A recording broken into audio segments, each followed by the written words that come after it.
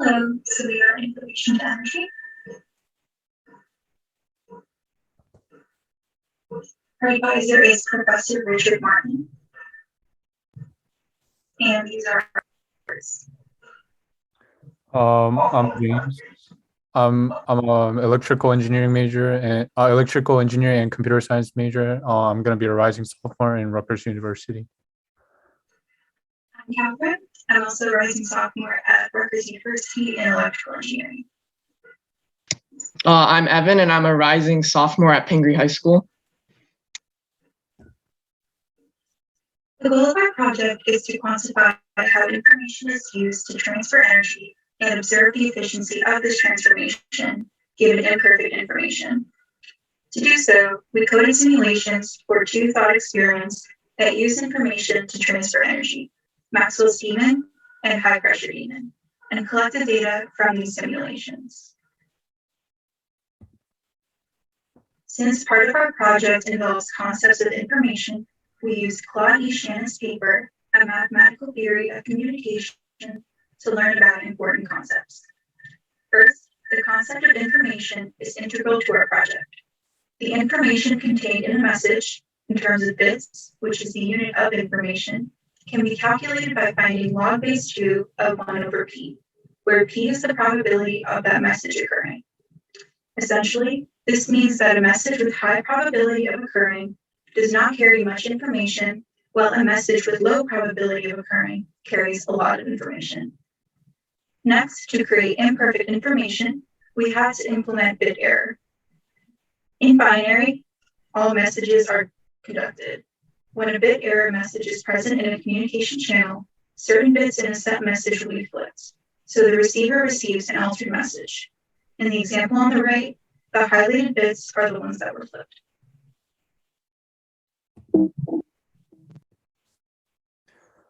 So Maxwell's demon is a thought experiment that was proposed by James Clerk Maxwell in 1867.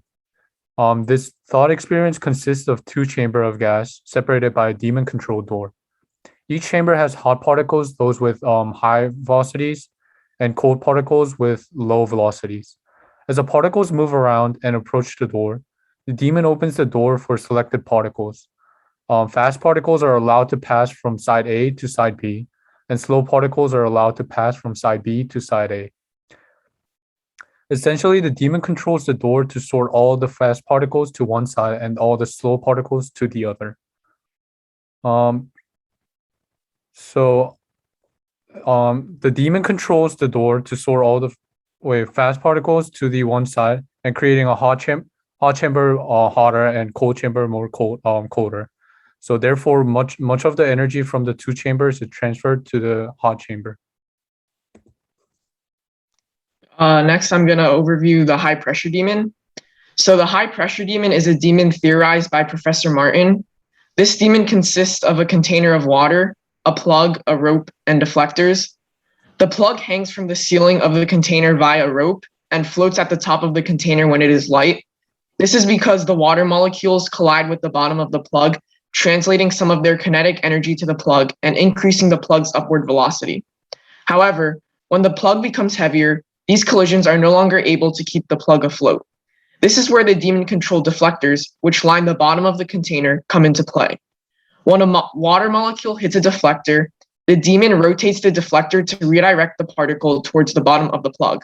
Thus, the number of particle-plug collisions increases alongside the amount of kinetic energy transferred from the particles to the plug, allowing the plug to stay suspended for heavier weights.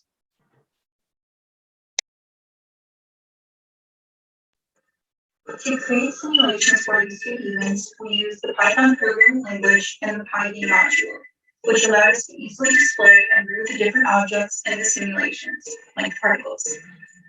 Within each simulation, we have two key elements that communicate with each other, the world and the demon.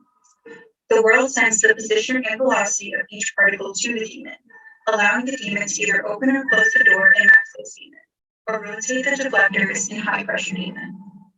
Using this model, we can create imperfect information by adding bit errors to this communication channel. So here's a video of Maxwell's demon simulation running.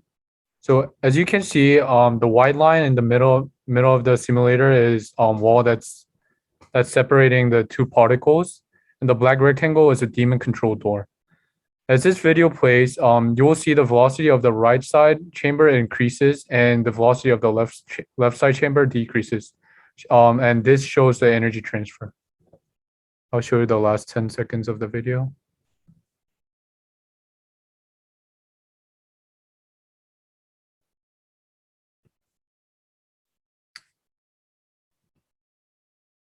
And here are some of the results and the graphs we collected from Maxwell's Demon.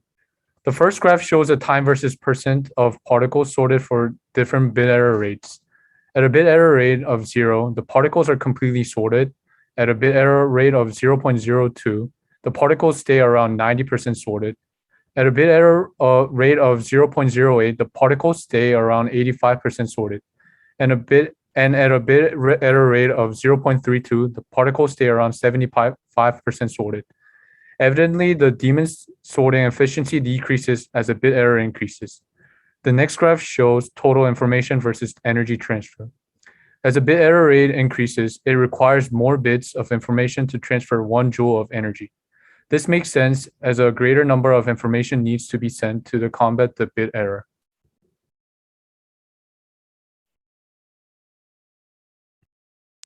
Here are 2 videos of our high pressure daemon simulation running. The first video is when the deflectors are turned off.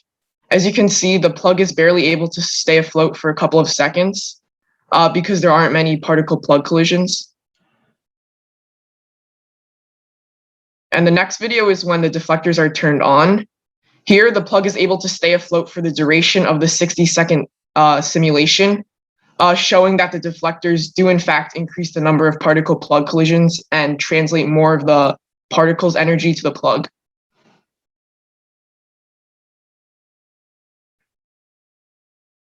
Yeah, as you can see here, near the end of the simulation, the plug is still afloat.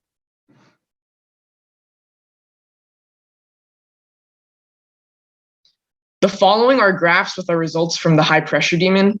The first graph shows the height of the plug throughout the course of the simulation for varying bit error rates. At bit error rates of 0, 0.125, and 0.25, the plug stays afloat but experiences more big falls as the rate increases.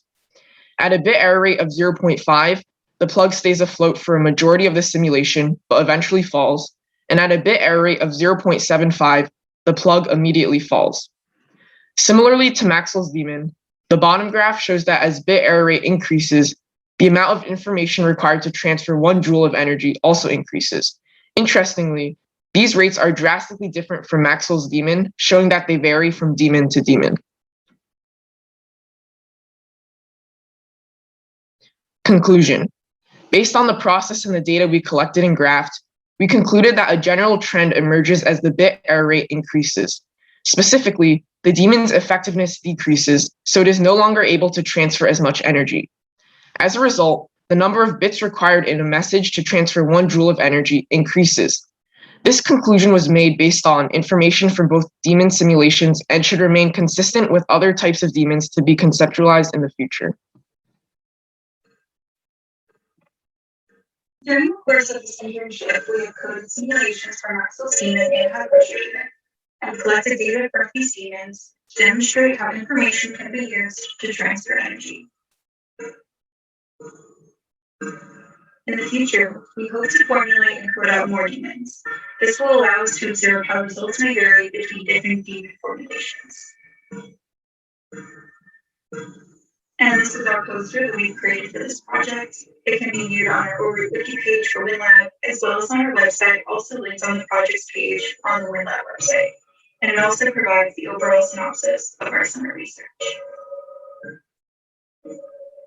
Thank you. Any questions?